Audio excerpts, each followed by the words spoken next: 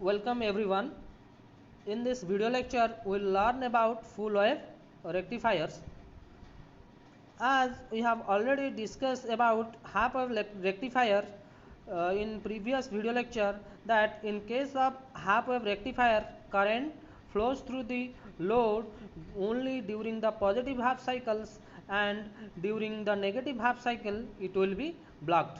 But in case of full wave rectification, current flows through the load in same direction for both half cycle of input AC voltage. That means current flows through the load in case of full wave rectifiers for both positive half cycle and negative half cycles, and the direction of the current through the load is same for both the cases. There are two types of full wave rectifier circuits are used. One is center tap full wave rectifiers, and the second one is full wave bridge rectifiers. First come to the section center tap full wave rectifiers. Why the name is given as center tap full wave rectifiers? As you see in the secondary winding of the transformer, there is a tapping, and the tapping is at center.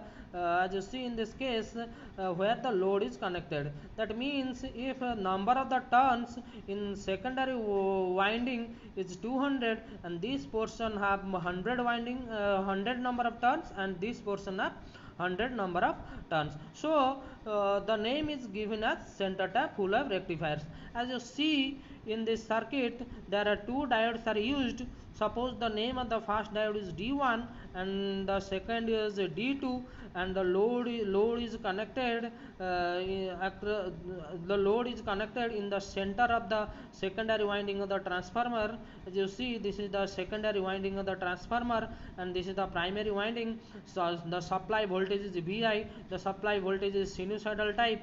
As you see in this graph, the supply voltage is sinusoidal type. The positive half cycle is for 0 to T by 2, and negative half cycle is for T by 2 to T. So in this case, in case of center tap full wave rectifiers, the number of the ratio of number of the turns in case of primary winding to the secondary winding is 1:2. As we know that number of the turns in case of primary winding divided by number of the turns in case of secondary winding equal to voltage across the primary winding divided by voltage across the secondary winding. So the ratio of the number of the turns to the primary to the secondary equal is 1:2. So NP divided by NS equal to 1 by 2 equal to voltage across the primary winding is VI, as you see in this case. So VI divided by voltage across the secondary winding is Vs. So voltage across the secondary winding is 2 Vi. So this portion of the secondary winding, the voltage is Vi, and this portion is voltage is Vi total. So the total voltage across the secondary winding is 2 Vi. So we'll discuss about the operation of the center tap full wave rectifiers for both positive half cycle and for both negative half cycles. So during positive half cycle of input AC supply, that is from 0 to T by 2, as you see, this side of the primary winding become positive and this side becomes negative. So this side of the secondary winding becomes positive, this side becomes negative, this side becomes positive, and this side becomes negative.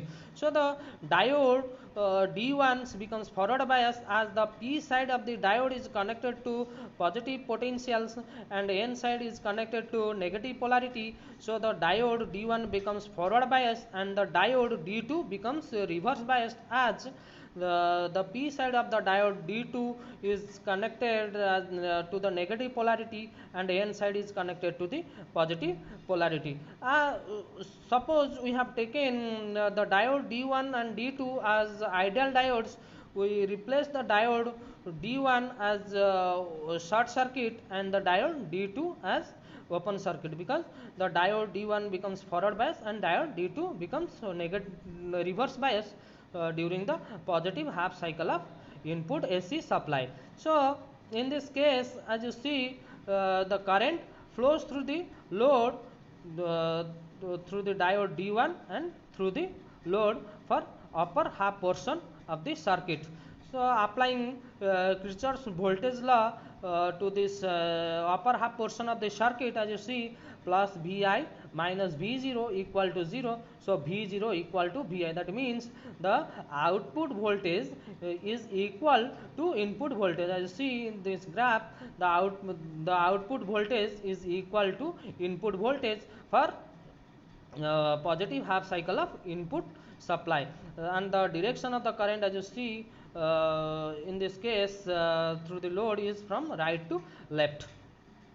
Now during negative half cycle of input AC supply, that is from T by 2 to T, this portion of the primary winding becomes negative and this portion becomes positive. So this portion of the secondary winding becomes negative and this portion becomes positive, this portion becomes negative and this portion becomes positive. So the diode D1 becomes reverse biased and diode D2 becomes forward biased. As in case of diode D1, P side is connected to the negative polarity of the negative polarity and N side is connected to the positive polarity. So the diode in place of diode D1 will replace its equivalent circuit as an open circuit, and in case of diode D2 we replaced as short circuit because it is forward bias. So the current flows through the diode D2 in this case in negative half cycles of the supply voltage.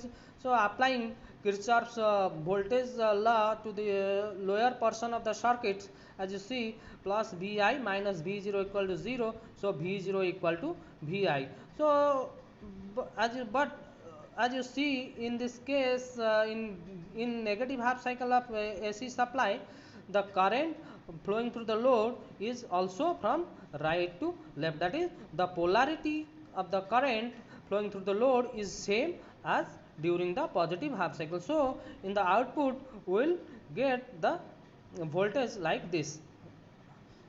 As you see, this is same as for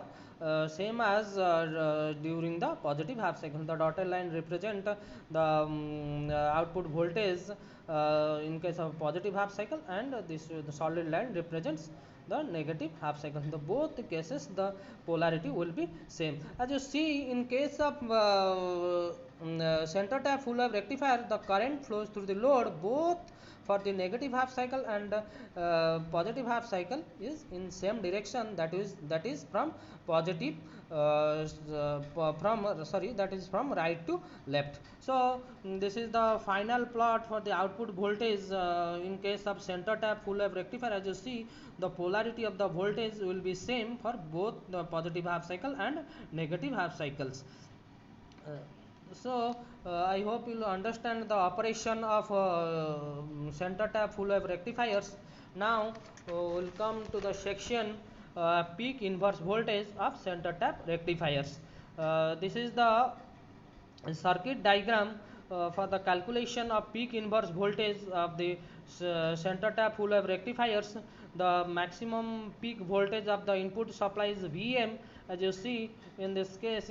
So applying Kirchhoff's voltage law in the upper portion of the loop, so PIV equal to voltage across the secondary plus voltage across the primary, voltage across the load. So voltage across the load, as you see in this case, Vm, the polarity is minus this side plus this side. So and the voltage across the secondary winding of this portion is Vm, and the polarity is minus this side and plus this side. So this is the PIV equal to Vm plus Vm. So implies that PIV equal to 2 Vm. So the peak inverse voltage for center tap full wave rectifier is greater than equal to 2 Vm. So the condition for the peak inverse voltage for center tap full wave rectifier is greater than equal to 2 Vm. I hope you will understand the concept of center tap full wave rectifiers. Thank you very much. Thank you for watching.